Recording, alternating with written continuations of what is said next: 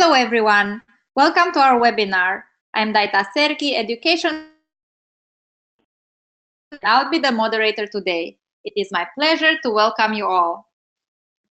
As many of you know, AASHE's mission is to inspire and catalyze higher education to lead the global sustainability transformation. We're an international association with about 1,000 members spread across more than 20 countries, including Egypt and United States. It's a professional home for campus sustainability staff, but we offer resources for education. We provide an expansive collection of online resources, networking tools, and educational events, such as today's webinar and an annual conference and expo, which will be held in Pittsburgh, October 2nd to the 5th. The call for proposals has been extended to next Friday, February 23rd, so make sure you submit your proposal before then. Just a few housekeeping notes before we get started. Everyone in the audience is on mute, but please feel free to ask questions or provide comments at any point during the presentation.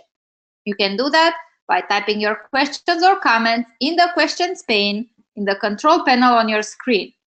If you have additional questions, please email them to education@aashe.org and we will get back to you. At the end of the webinar, you'll have the opportunity to provide feedback regarding today's presentation. We take your suggestions into account when planning for future webinars, so please do provide this feedback. Please note this webinar is being recorded. If you experience technical difficulties or have to leave early, you and others can view the recording later. The recording and presentation materials will all be available in the Campus Sustainability Hub after the live broadcast. At this time, I'd like to introduce today's presenters: Julian Dautremont-Smith, Director of Programs at AASHE, Chris O'Brien, Director with the Higher Education Programs at Edison Energy, and Ryan McPherson, Chief Sustainability Officer at the University at Buffalo.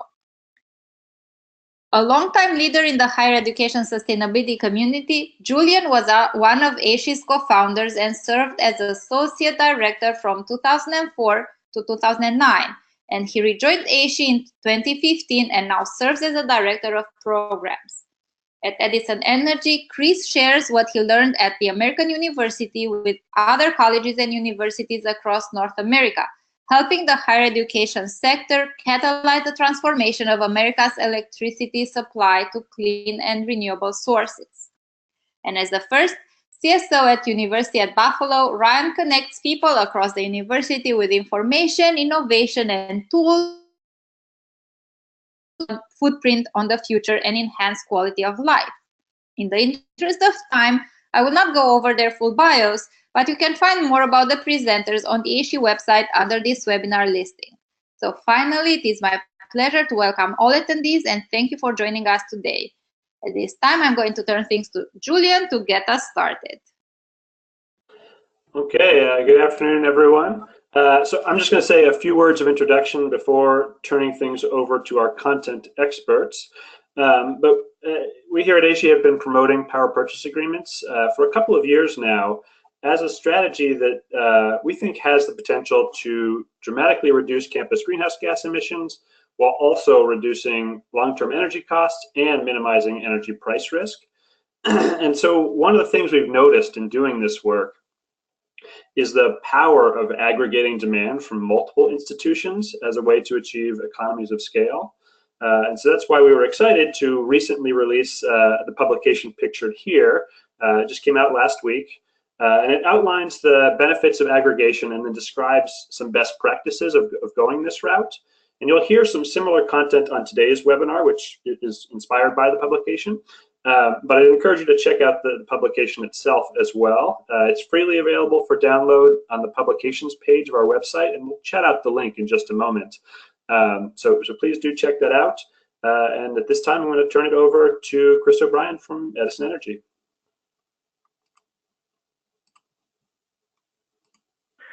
Okay, greetings. Thanks for that, Julian. I think you should be seeing my screen now. Is that right? Yep. Yeah. Okay, great. Let me just go to full screen here. So first of all, as the opening slide here suggests, happy Valentine's Day to everyone. Nothing like heart-shaped solar array to get us in the spirit of the holiday today. As Daita mentioned, my background is working in higher ed myself as a sustainability officer in Washington, D.C. at American University, where I was part of a higher education renewable energy aggregation effort, and I lived to tell the tale, so to speak. In fact, really, more than just living to tell the tale, that experience was so transformative for me that I decided to dedicate myself to it full time. And that's why I work for the company that I do, Edison Energy, where I spend all of my time working with other campuses on large-scale renewable energy strategies. And what I've noticed over the last few years is that there are some inherent opportunities, but also challenges with large-scale renewables in higher ed. And so that's what we want to talk about a little bit today, is how aggregation helps to overcome some of the barriers to large-scale renewables, and also it captures some additional benefits. So you saw the publication on the slide that Julian presented there, but I just want to mention a little bit more about the publication that we just co-published with AASHE, Aggregating Higher Education Demand for Renewables, a primer. The primer contains an analysis of the benefits of aggregation in higher ed. It examines about a half a dozen or so case studies of aggregations, and it describes some of the best practices for PPAs, particularly in the context of aggregations, because an aggregated approach is a little bit different.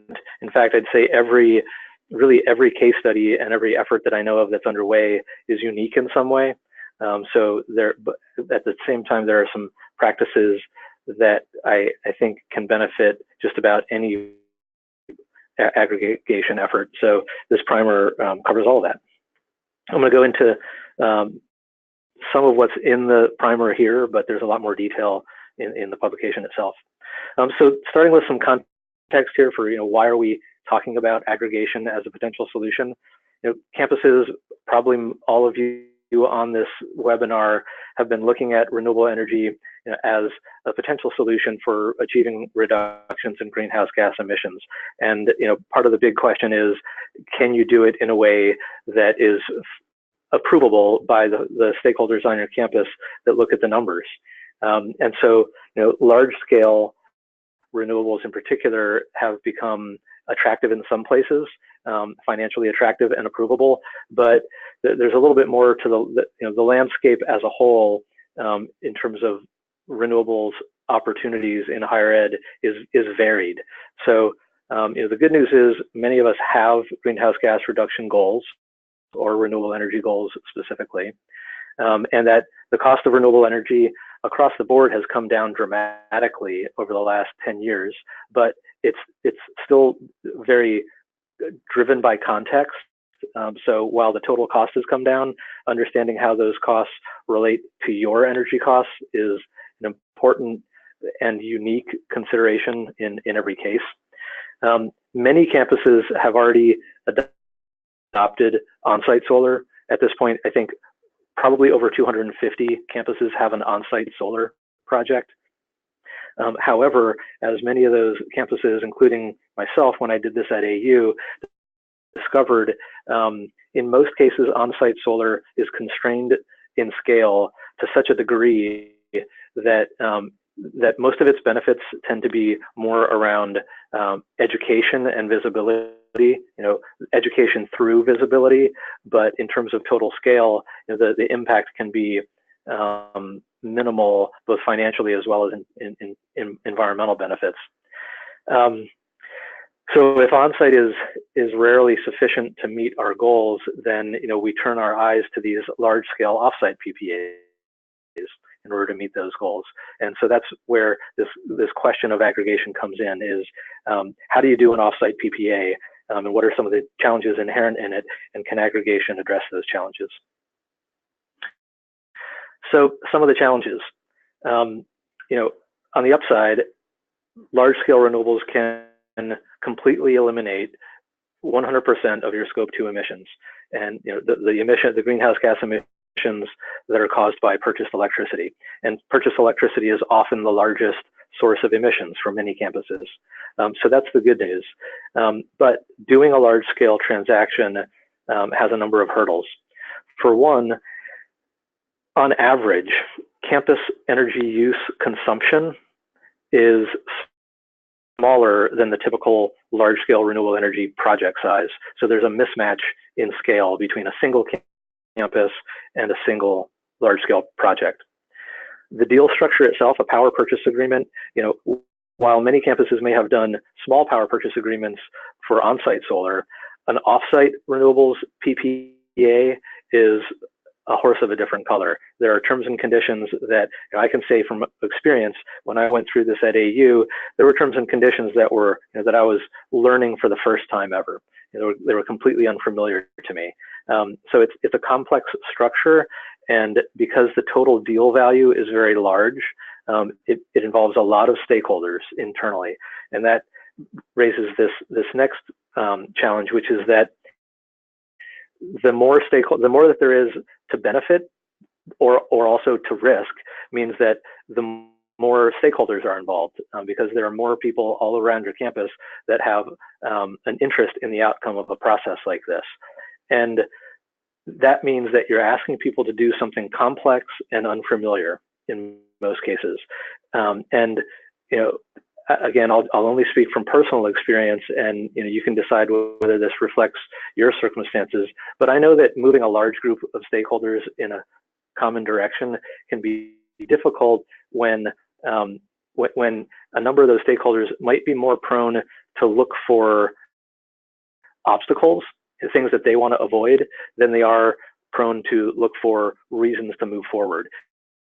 Put that another way is that, you know, it's kind of what we call status quo lethargy. It's easier to do what you have been doing and not change, especially if no one's, you know, a decision maker at the top level, if the president or the board or the provost isn't saying that you need to change, then it can be hard to get everyone to change. It's easier, you know, no one's going to get fired for continuing to do what they've always done if they haven't gotten fired for it before. So this requires change, and that's difficult.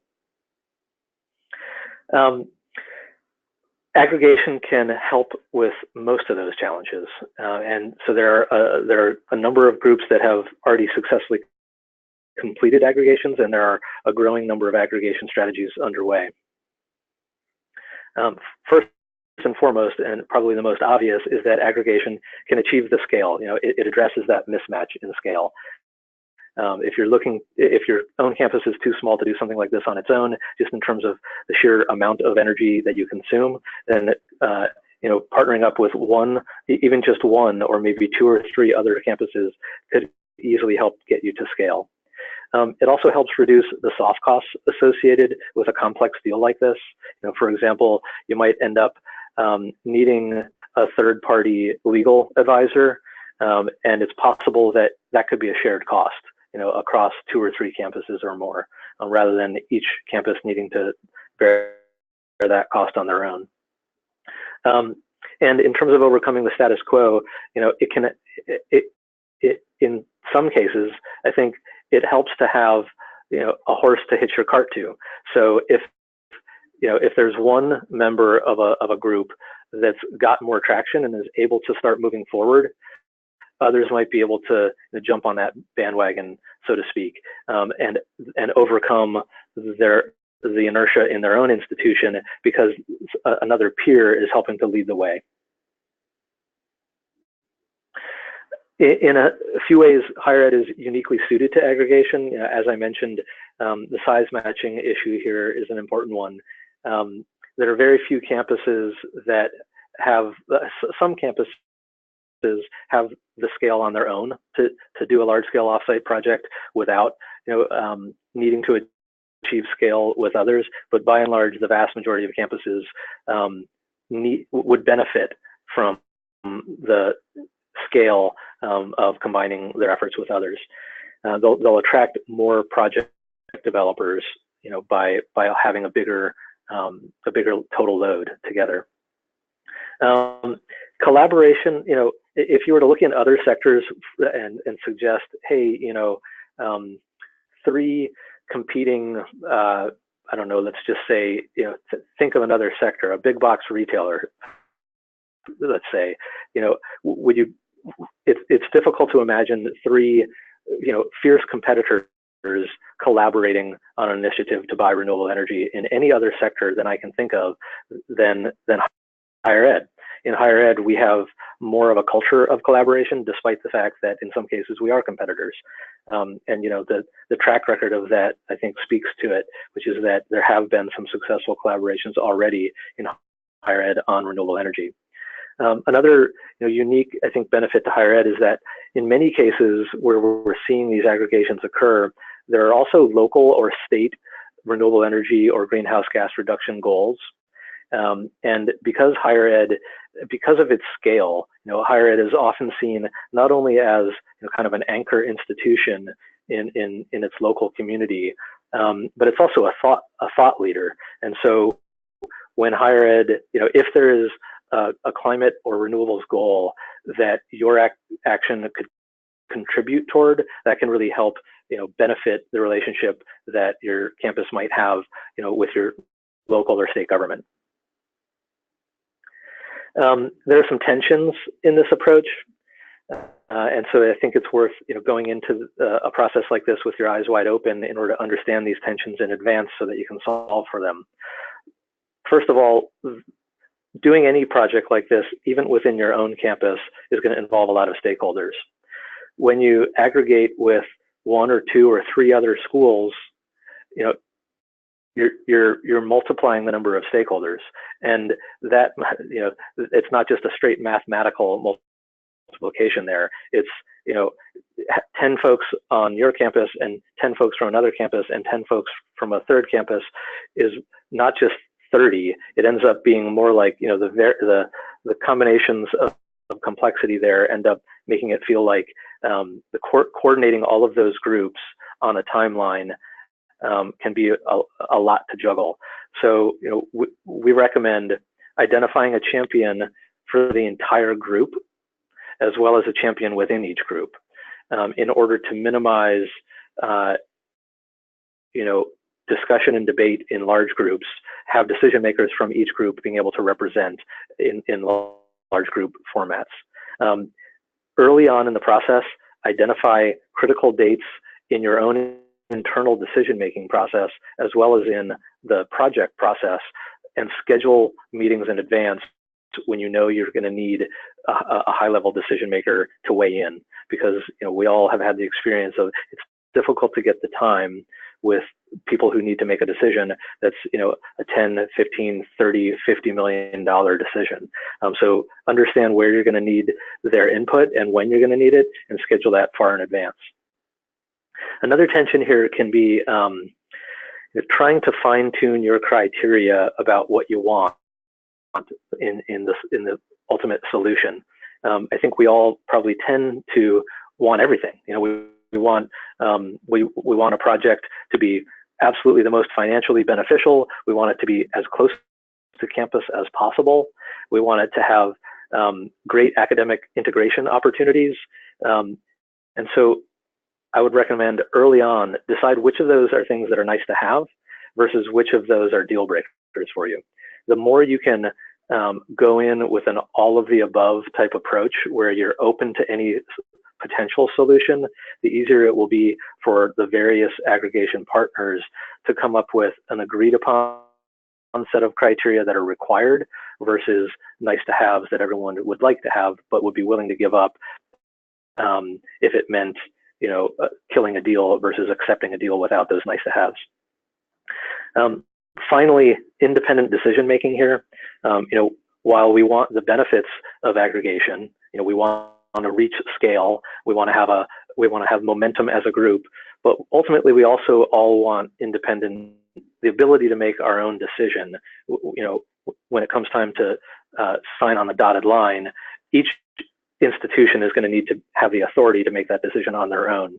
So we outline this a little bit more in the allocation, but I refer to this as the holding hands approach rather than locking arms.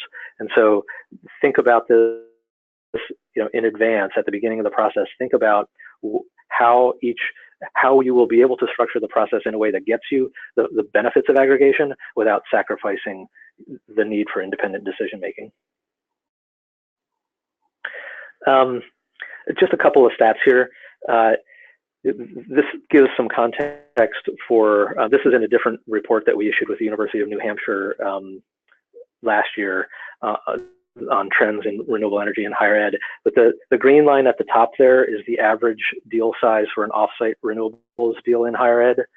The bottom line that's almost flat is the average size of an on-site solar deal. So this is just to highlight the scale difference between on-site initiatives and off-site initiatives, and why it's worth considering an aggregated approach if you're constrained by scale from these other approaches.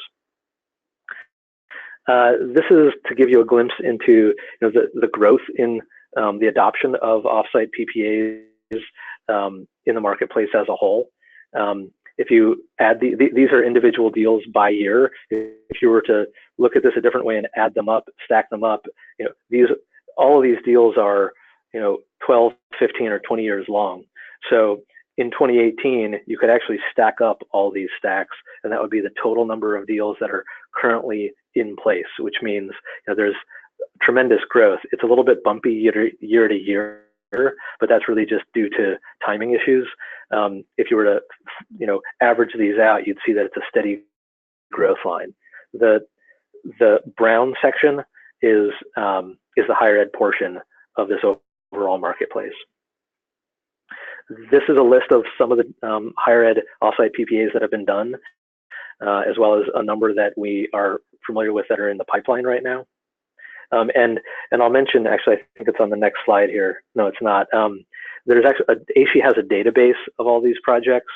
If you go into the AASHE hub, you can find more detail on not only all these offsite deals, but also on all the onsite projects that AASHE has been able to discover from different public announcements in a really nice database that has details on all of these different deals.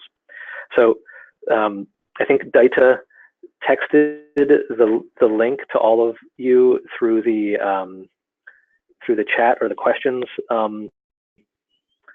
control panel there, but this is the URL in case you want to download the website. And with that, I will turn it over to my friend Ryan McPherson. Great, thanks, Chris. Just wait till I have this screen here. All right. Super. I think you are looking at my screen now. And I just want to thank AASHE and thank Chris. The context I think that was presented by Chris is just spot on, and it really kind of reflects, I think, the process that we started to go through here at the University at Buffalo, and we're learning as we go. We don't have it all figured out by any stretch of the imagination, but it has been a journey so far that I think has been very productive, both for our climate action goals, for our budget goals, and obviously also for our broader sustainability work here. Before we get into things, just a little bit on kind of the state of renewables, where we see things right now. On our Valentine's Day, I had to get in one picture of my Valentine here, but really the idea is the transformation of renewables that we've seen over the last decade. A 54% drop in rooftop solar, a 64% drop in utility scale solar, wind at 41%, et cetera, et cetera. This is no big news, I think, to most of you, but let me paint the picture a little bit of a different way with our experience here at the University of Buffalo. Up until, well, actually still continuing, but for the first part of 2000 to roughly 2008, we really kind of started playing a little bit more in the rec game and helped foster the development of wind energy here in Western New York now, which is flourishing. And then about 10 years ago, we did our first on-site project, a small, by any stretch of the imagination, photovoltaic rooftop that was about 75 kW, about 6% of the energy for that building beneath it that you see. And the installation price on that was $13 per watt installed. About 4 or 5 years later, we created the UB Solar Strand, which has a number of different aspects to it, including the fact that there are no fences. The idea is to really have the installation reflect the public research university. So we do a lot of teaching out there. We do a lot of engagement, K-12 outreach, and research as well. The price per watt installed for that piece was $9 per watt installed, and that was, I would say, it was much lower than that if you took out some of the other pieces that we were aiming to do beyond just energy generation. And then about 2 years ago, our next project, it was basically a PPA, remote net metering project within the city of Buffalo. That, if you look in the upper left-hand corner there, that is Lake Erie, and you can see those are actually wind turbines over. This is the former Bethlehem Steel site, a massive brownfield. At one point, this produced more steel than anywhere else in the country. And we are utilizing a chunk of that with our partners BQ Energy to produce about 4.5 megawatts of power from that. You can see the drop that occurred there. We're now down to $2.50 per watt installed on that project. So we were, we've been feeling like we've been making albeit slow, but good progress in starting to address some of our climate action goals and our renewable energy goals. The challenge is, and we've had some conversations with colleagues across the country on this, we were starting to feel good, and then we realized that basically accounts for 3% of our total load of about 220 megawatts per year that we consume. So while I think it's good to celebrate success, we also realized that this was a moment where, we felt a little bit like Debbie Downer talking about that, we're making progress, but there's just so much more to go, and this strategy is not going to get us there. And that's where we really started to think about how can we aggregate, how can we build up, and how can we scale appropriately. At the same time, we had some great leadership from both Governor Cuomo here in New York State, but also our brand new Chancellor, Chancellor Christina Johnson, who just came into office, who was actually in the Department of Energy under President Obama, under Deputy Secretary, who has really, I think, pushed us to think about renewables and about scaling at a greater clip. We took advantage of some seed funding that was out there to help coordinate ourselves and put in an application for an initiative to do exactly that, to scale and to think a little bit differently.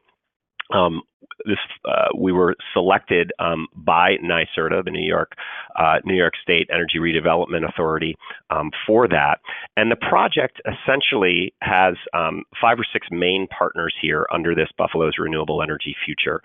Our colleagues at Buff State, which is the largest public state college in New York, ourselves, the largest public research university in New York, NYSERDA, the city of Buffalo, the county of Erie, which contains the city of Buffalo, and as well as numerous others, about a population of 1 million there, and SUNY Erie Community College, the second largest community college in New York State. So there's a plethora of anchoring institutions that are part of this initiative that really all came together to think about how can we start maximizing our renewable energy buying power and addressing our climate neutrality goals. The objectives of the initiative are obviously aggregating the 5 participants who I just named, which equates to catalyzing about 100 megawatts of on-site and off-site. We're looking to get as much on-site as we can, but as Chris enumerated earlier, that's not going to satisfy all of our needs, and we'll be needing to look beyond as well. But in addition to just thinking about the energy, the initiative also kind of reflects what it is we do here in higher education. The idea of creating and empowering the next generation of clean energy leaders through experiential learning. And we're also working in this initiative to create a clean energy center through the Grow Home and really kind of increase our engagement renewable energy work for the community and with the community. There are 3 sets of stakeholders within this initiative. There's the buyers, the internal campus stakeholders, and there's internal campus stakeholders with each of the partners. And then, of course, our advisor or kind of solar energy advisor, Edison Energy. So those buyers I mentioned earlier, those are all anchoring institutions. They are all if you want to say either government or quasi-government entities with, we know they will be here. They're not going anywhere, which helps in terms of the stability of thinking long term. And then, of course, our campus stakeholders, which Chris outlined earlier, from students and faculty to finance, legal, budget, facilities, et cetera. And there's probably a lot more that aren't even listed there, but I would just reiterate Chris's words of thinking broadly and getting those folks to the table early, because they will be part of the initiative, and it's much better to have them part of the initiative, bringing them in and proactively kind of managing that than at the end of the process having them enter. The key impacts of the actual PPA or the energy aspect of the initiative, we believe, we're targeting 100 megawatts of new renewables by 2020, and you can see some of the other statistics there that we think will be the impact from that. I want to hone in on the greater budget stability aspect because for our finance people, that's really important. Instead of seeing the spikes that continue to go up and down in any one given year, that ties up critical money that can be used for mission-driven aspects of the overarching budget at the university. And so knowing the predictability portion of that is really important for our university and specifically for our budget folks. We believe that target of those 100 megawatts for the whole entire project, we're looking at about 50% of our energy needs through that, and so are the other partners. That's everyone's goal there. And then again, focusing in on our students there and not just the generation of energy.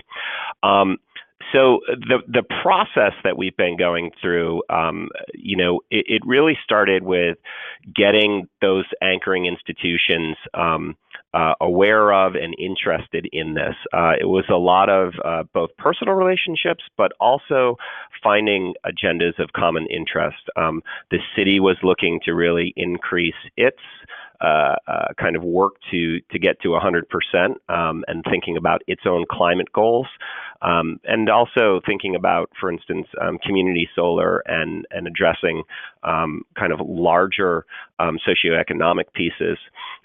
So working there, getting folks integrated in there, and yes, a little bit of the seed money that we got from the grant that has nothing to do per se with the purchase of solar, but it helped us gain a little more capacity in thinking about bringing those entities together, and gave us a little bit more time and room to do that. We issued the RFP for our kind of renewables advisor and hired Edison Energy to do that. And then we have hence been working on really getting full kind of inventory of on-campus sites or in-city sites, if you will, in county, et cetera. And at this point, we're looking at about 93 different sites, 72 megawatts, et cetera. Down below, you can see the stats on those. The challenges that we've been, meeting that you think you're going to have versus the ones you have, some of them have been expected, other ones not as much. One of the ones that we did expect was our state procurement process. We are a public research university, and so therefore are subject to, state law that is in New York is well-intentioned, but can be sometimes very bureaucratic. And so even to get our solar consultant on was a challenge in terms of thinking about the economic model of how they get paid, because there isn't a value that we pay up front that's taken out later. And so how you value that in a procurement process, and working with Albany to get them comfortable with that. There's also some policy concerns that are challenges to us in this process. There is a behind the meter, if you will, those sites that we put on our own dirt, if you will, our own tops of our buildings. There's a current limit on that. That's a policy discussion that is going on right now in the state's capital, and that's hopefully going to be expanded north. And also, thinking about how we use our operations as a pedagogical teaching tool. How do we bring experiential learning opportunities and curriculum into the process here? And we've done 3 or 4 different studios so far in tandem with looking at the inventory and finding ways to really leverage those two things.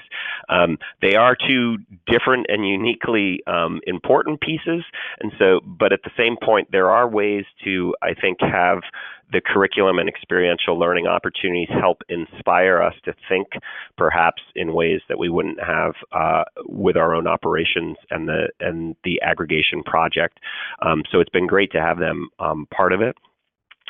Big university equals big challenge. Part of that is, at the end of the day, a lot of our partners will actually end up saving a lot more money than ourselves in the aspect that we're already big, and we pay therefore a lot less in electricity charges per kilowatt hour than some of our partners do.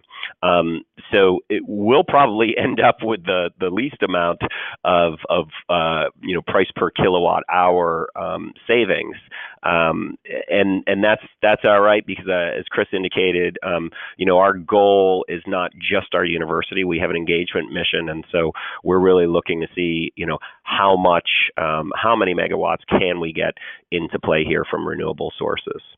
And then the idea of integrating new relationships, this has already, been a year and a half in the works. We'll have at least another 2-3 years here.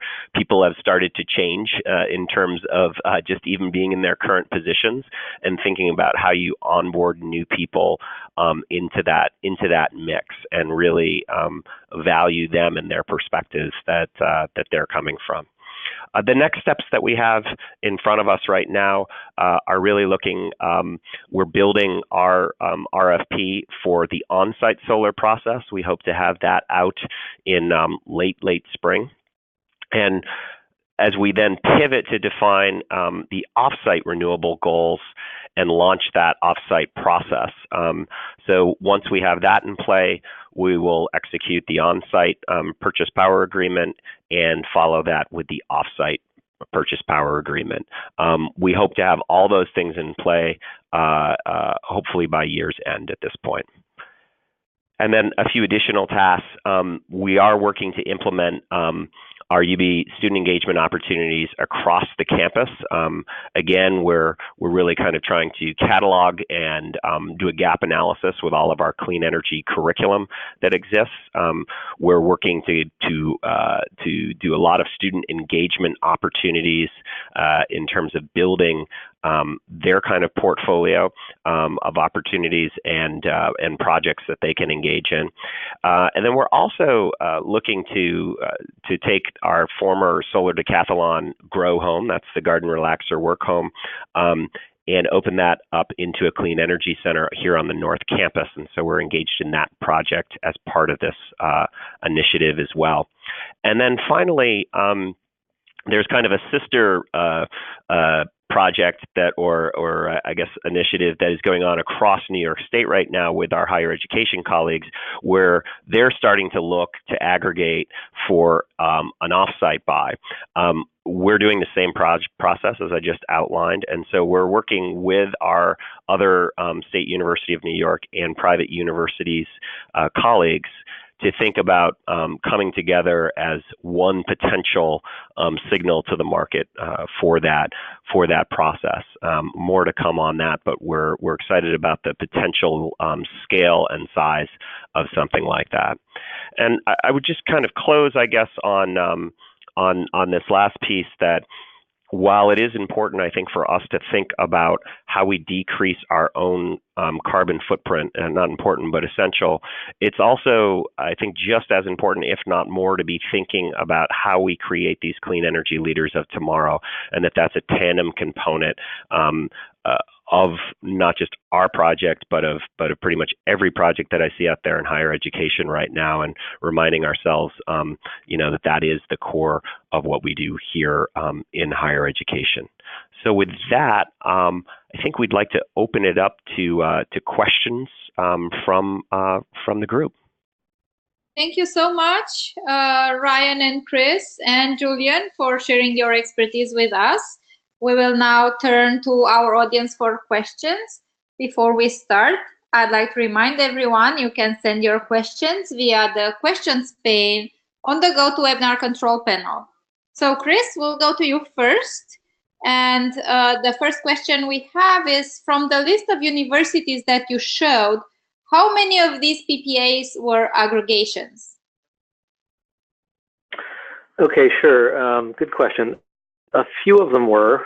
I'd have to go down the list and count them to give you a specific number, but one that comes to mind is the University of Maryland. If you think about it, if you think about what the real benefits and challenges of aggregation are, an aggregation there can also be an aggregation within one entity, so to speak. In other words, so I'm thinking of the University of Maryland as an example. They did a series of projects that I would think of as an aggregation, because even though it's the University of Maryland system, they have lots of different campuses, and there's, to some degree or another, there's independent decision making among their campuses and different groups of stakeholders within each campus. So that's one example of where, especially if you think about some of the aggregation efforts that I'm seeing underway out there, some of them are in state systems. So I would certainly count that as an example. The one that I did at AU was an aggregation. It really depends on what the goal is that you're setting out to achieve, and is aggregation a solution? I wouldn't say rush to aggregation unless it actually overcomes real barriers that you face, right? So, download the primer, give me a call, and I can help you think through whether it's the right fit for your circumstances or not. Thank you, Chris. Did Edison Energy procure all the hard materials for the aggregated project? Solar panels, inverters, ballast of systems, etc. Sure, good question. I can answer that, or Ryan, if you want to jump in terms of how that is applicable to your project, feel free. No, we don't procure, we don't buy or sell anything ourselves. We're an advisor. So our role is helping our clients understand the marketplace of opportunities for renewable energy, evaluate all those opportunities, find the right opportunities that suit your circumstances, and then execute a competitive process in that marketplace to help you find and analyze the best opportunities, and then help sit by your side to negotiate the terms and conditions in the contracts with the counterparties. So we're not. Yeah, I think. Go ahead. I was just going to add, Chris, I think that the last thing that we wanted to do from a campus perspective was to get into the solar business.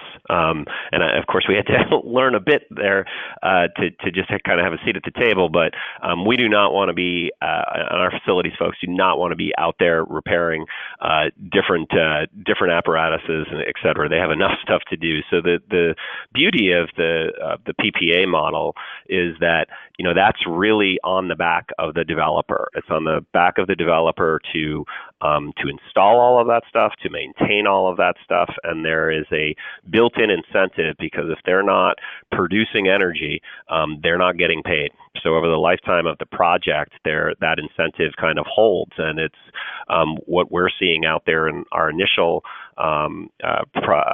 initiative down at Steelwinds.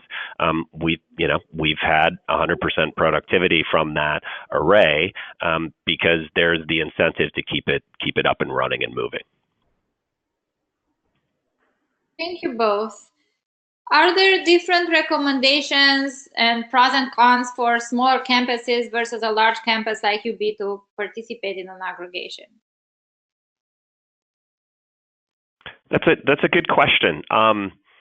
So we actually didn't have to aggregate. As I mentioned a little earlier, so we have about 30,000 students, 3 campuses here within Western New York, 220 megs that we use per year.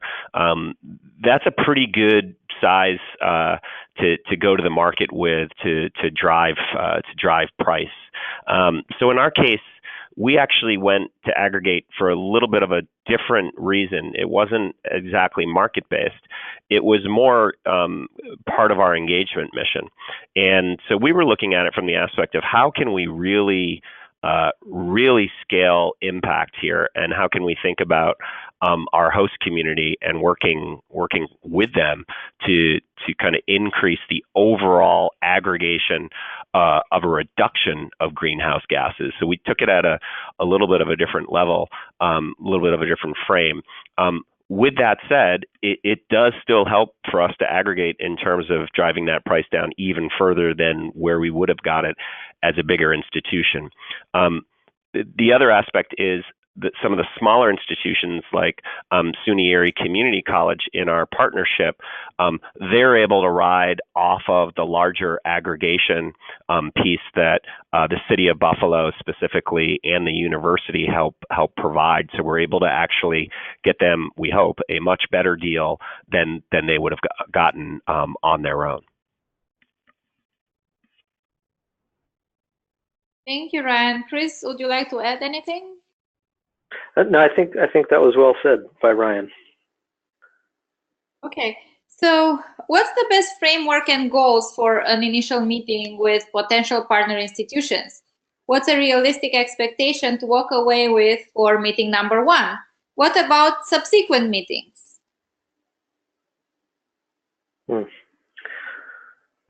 Ryan, you want to give that a shot, or you want me to? Sure, Chris. I'm happy to.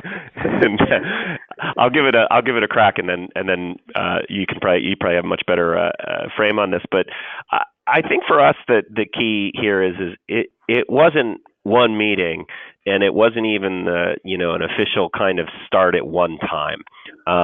It was a series of a lot of individual conversations prior to teeing things up with a kickoff, if you will.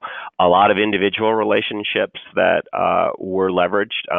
If I didn't know someone at that institution, who here at my institution really did, and could I bring them into the kind of conversation, and then kind of make that bridge. So it was a lot. It was probably 6-7 months worth of individualized work prior to getting the group together as a whole, and making sure that we had really done our homework. And then so by the time we did get the coalition together, 35 people in a room with 2 or 3 or 4 people from each institution, it went a little bit smoother actually than I thought it might. There's a collective, I think, vision of the 3 goals of reducing, your GHGs and increasing savings and stabilizing budgets. So that's driving to it. We are getting to the place now in our project where we're really getting into the details of procurement law and all of these things, where it really gets down into the details, and you can start to see the differences between the institutions and the I'll call it a healthy tension of dialogue that we're kind of working through. But that's at least my experience here. Chris, your thoughts? Yeah, I think a lot of the same in terms of the best way to get started, think of, first of all, if you think that you need a partner, that, that you'll benefit from having partners, or that you want partners, for some of the reasons that Ryan described, that, just wanting to be a leader, then think about who you know. A lot of this, I think, just starts with relationships that you have, where you have a trusted peer at another organization, where you can just reach out casually and say, hey, it sounds, what are you guys thinking about renewables? Is this something that we should be talking about together? And have a few conversations like that with the folks that are near to you, and that you think would be a good partner.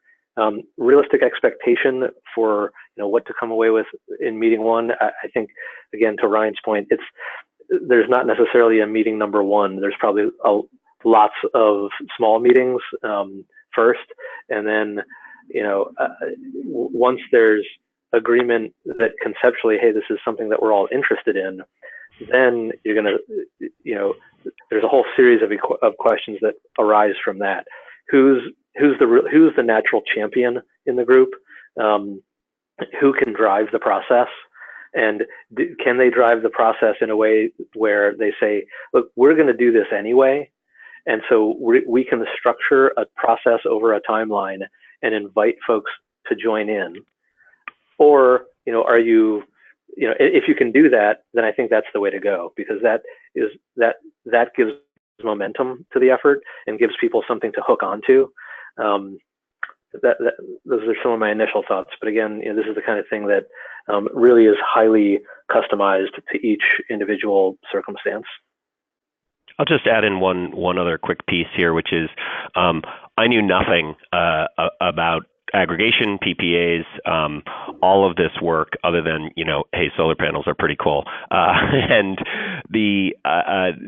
my way of kind of moving forward in that process was, I don't know, I think it was probably three years ago, was actually going to one of the AASHE sessions prior to the conference, the pre-sessions, and doing that's how I met Chris, and doing a half-day kind of boot camp on how PPAs work, a lot more detail than what we're talking about here today. But it really helped provide enough of a context to then kind of operate from that structure, if you will. And so just something to kind of think about in terms of if you don't have extensive experience in this area, some of those briefing sessions and workshops that AASHE puts together at the actual annual conference, I think are incredibly valuable. Thank you. One more question. In certain communities, regions, the closest possible partners might be healthcare facilities and hospitals, and perhaps large nonprofits like art centers. What's the sense of higher ed, non-higher ed partners being successful in aggregation? Yeah, that's a great point. I mean, I think the bigger point that question raises is that an aggregation need not be comprised exclusively of colleges and universities. That's a great point. And healthcare facilities, hospitals are a good example of a type of institution that might have a natural affinity with a college or university. So yeah, simple answer, yes, absolutely. Healthcare, maybe even for-profits that are in the area. It all depends. Where are their relationships, and where are their shared goals that if there's a shared goal, the extent to which you formally aggregate versus kind of aggregate, back to that idea I was mentioning earlier of kind of holding hands rather than locking arms, there are ways to structure a process so that you might be able to benefit from economies of scale with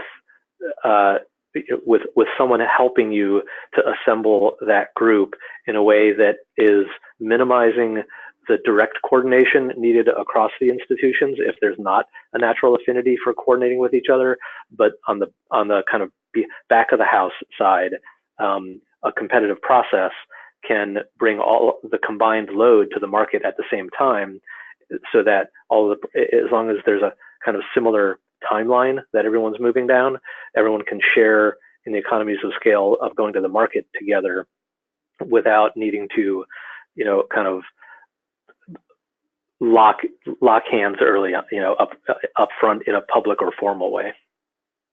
I'll give an example of that. So, for instance, of the partners we have, Buffalo State College and ourselves, part of the SUNY system, our language is very similar, our legal requirements are very similar, et cetera. We'll probably actually be in one single RFP with some, protections and cleave outs, et cetera.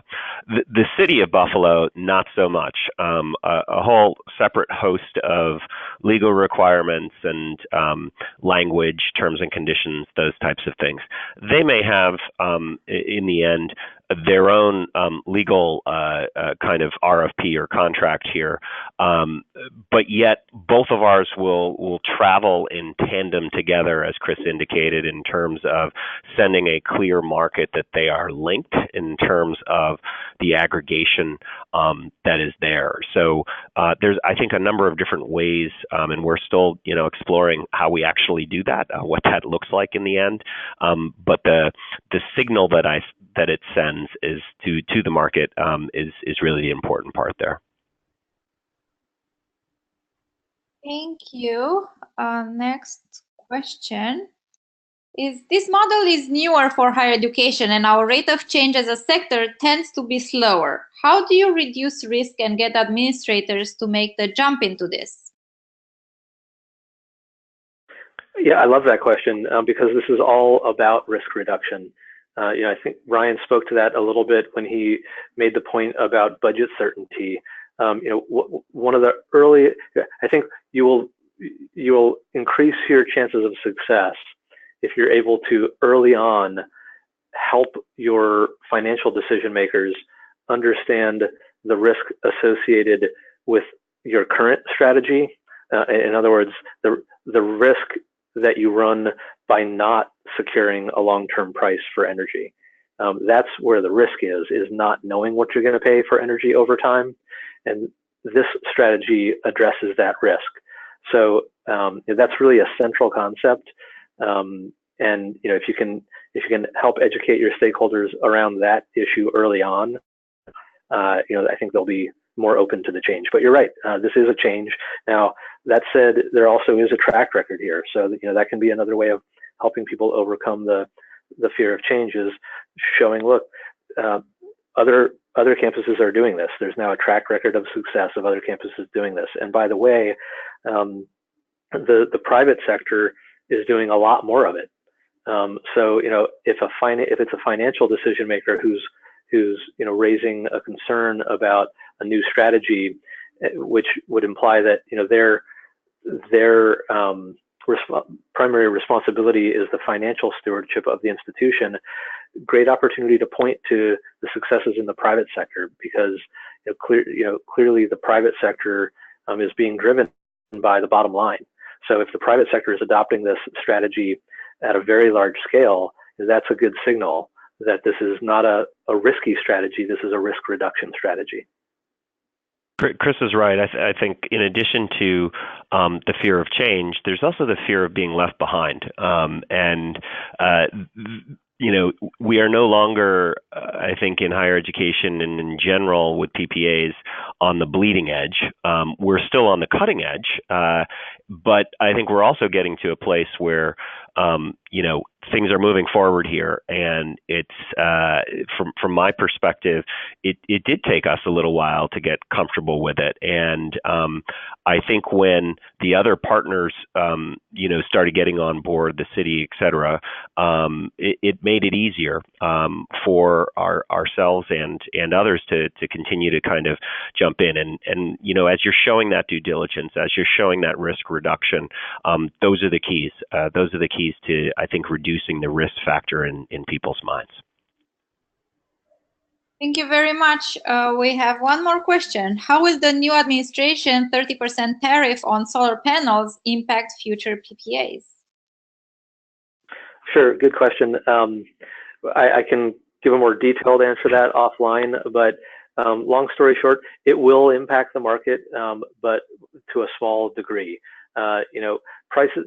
For one thing, it doesn't impact wind, and a lot of the market for renewables at a large scale is wind, not solar. So that's one issue. The other is that there are a lot of, even within that 30% tariff, there's a lot more nuance to that. It's not just a straight 30% on all panels.